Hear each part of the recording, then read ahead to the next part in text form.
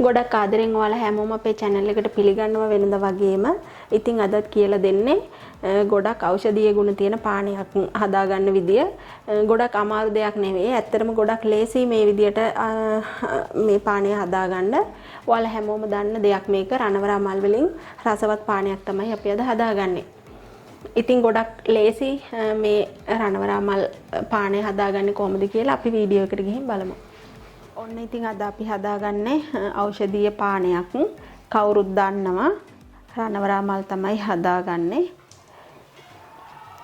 මේ ටික මේ විදිහට කඩලා අපි දැන් ගහෙන් කඩා ගන්නකොට මේ විදිහට තමයි තියෙන්නේ. මේක ටිකක් ලොකු අත්තක් උනත් කඩා ගන්න පුළුවනි. මෙහෙම තියෙන්නේ. අපි දැන් මේක වේලද්දී මේ විදිහටම වේලන්නේ නැහැ. මේ විදිහට වේලපුවම තිත්ත රසක් එනවා. ගොඩක් අයට හිතා ගන්න බෑ ඇයි එහෙම තිත්ත රසක් එන්නේ කියලා. මෙන්න මේ වගේ තියෙන කොළ පාට කොටස් එක්ක වේලුවාම තමයි මේ තිත්ත රසය එන්නේ. ඒ නිසා අපි වේල ගනිද්දී මෙන්න මේ වගේ පොහොට්ටු හරි මල් හරි කඩලා ගන්න ඕනේ. මේ කොළ පාට කොටස ගන්නේ නැතුව.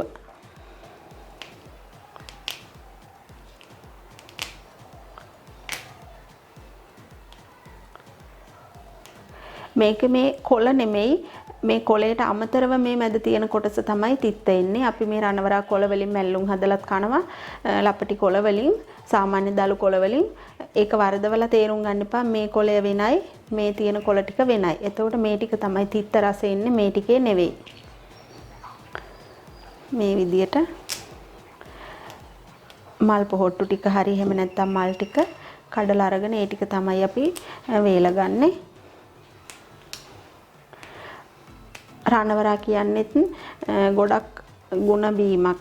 අපිට තේ එකක් වෙනුවට හවසකට රණවරා බීම එකක් හදාගන්න පුළුවන් නම් ගොඩක් හොඳයි. හැමෝටම රණවරා නැති වුණත් පාරායිනේ අනුරාධපුර පාරායිනේ කුරුණෑගල අනුරාධපුර පාරායිනේ නම් තියෙනවා. ඒ වගේ තවත් ප්‍රදේශවල අනිවාර්යෙන් තියෙනවා. ඒ නිසා ඔයාලා ඒ අනේන වෙලාවක හරි මේ විදිහට අරගෙන ගිහින් වේල ගන්න. වේල ගත්තට පස්සේ මෙන්න මේ විදිය තමයි තියෙන්නේ. අපිට පුළුවනි කැමති නම් මේ විදියටම මේකෙන් කොටසක් එකතු කරලා වතුර එකකට දාලා පස්සවලා බීම හදා ගන්නත් පුළුවනි. එහෙම නැත්තම් මේක හොඳට බ්ලෙන්ඩර් එකකින් හොඳට කොටාගෙන ඒ විදියට කුඩු අරගෙන තේ වෙනුවට පාවිච්චි කරන්නත් පුළුවන්. තේ විදියටම හදාගෙන අපි අද මේක මුට්ටියකට දාලා තම්බලා තමයි බීම එකක් හදාගන්නේ.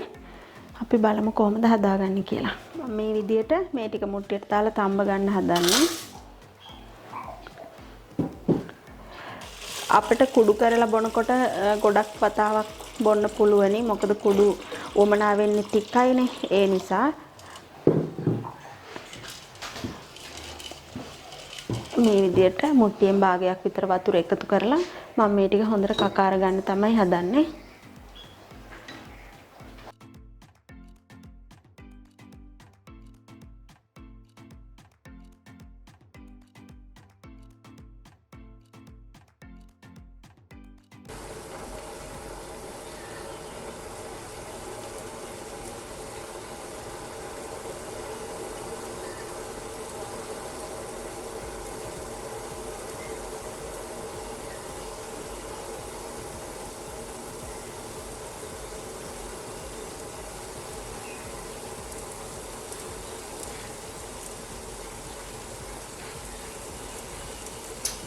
ඔන්න දැන් රණවරා මල් එක හොඳටම පැහෙනවා. අපිට බොන්න පුළුවන් මේ වෙලාවේදී මල් ලිප ඕෆ් කරගෙන මේක බොන්න කෝප්ප වලට අපි දාගමු.